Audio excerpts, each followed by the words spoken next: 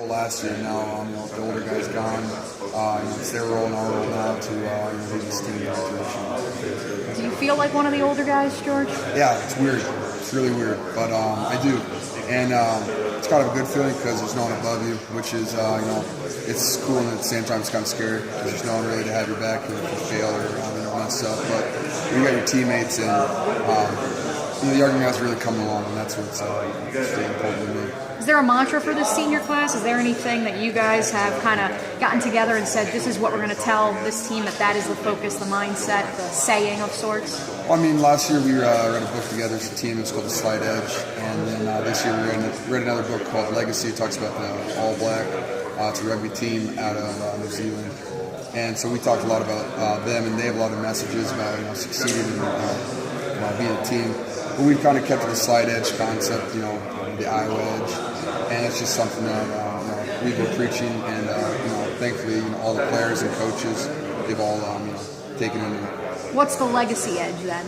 The legacy edge? It just kind of goes more in depth to the slide edge, but it's more of coming from a team perspective. But the slide edge just kind of describes everyday habits.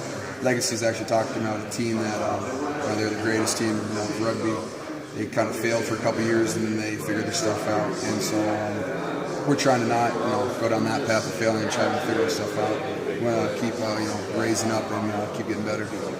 For this team, what is the legacy then, do you think? What, I guess, will define a successful season for this season? For you, what, I guess, are your expectations, your goals? What defines a successful season? Coach Ferentz says, he expects to go out and win every single game that we participate in. And he said that for 4 years I've been here.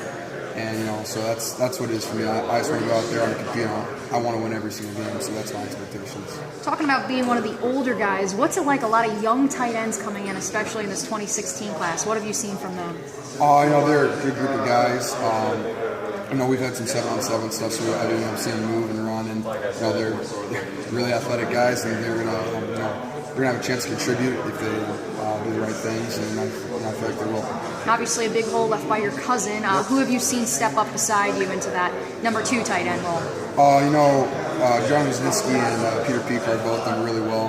They're both growing and they're maturing, and they're kind of figuring it out that they can't just be on the sideline anymore. They have a role on the team, and they're both taking that in stride. And you got the freshman from last year, Nate Whedon and Nate Mazzolo. They're both they've gotten a lot better. They're learning everything, and they can play this way. They can play as well. Do you see yourself, George, as a more receiving threat? Do you see yourself more as a true tight end playing the line? What would you, I guess, if someone asked you, what kind of tight end are you, would you say? I feel like you're not really tight end at Iowa if you can't run blocking. So I see myself as a well-rounded tight end. I weigh right now more than what Hank played at last year, and he's a true Y. So I feel like I'm a well-rounded tight end. I can do whatever they ask me to do. Was the blocking hard to pick up, or is that the hardest thing you learned? It takes a while, but after gaining 40 pounds, it kind of helps. And so, but yeah, it's something you really got to learn. You really got to practice. And these past 2 years, just kind of figured out what you have to do, and that's really helped me out. So, what were you actual weight when you came in? 201 pounds. And you are now 250. What have you seen from CJ this offseason? I know you guys haven't really been in pads all that much, but like I said, we've done some 7-on-7 stuff. CJ looks great. He's the best leader we have on the team.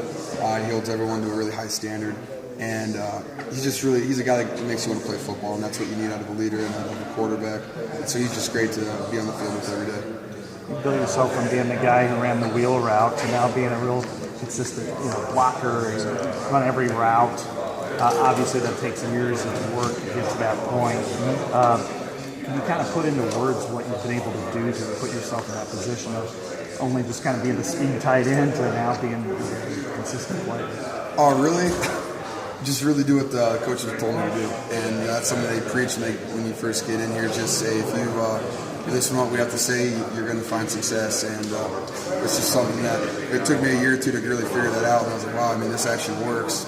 So, you got Coach Doyle telling me, weight room, protein, you got to gain weight, stuff like that. And then you have coaches, showing you how to block, showing you how to catch, run routes. And that's, I really just started to listen to what they had to say. And that's really helped me in my performance over the past 3 years. George,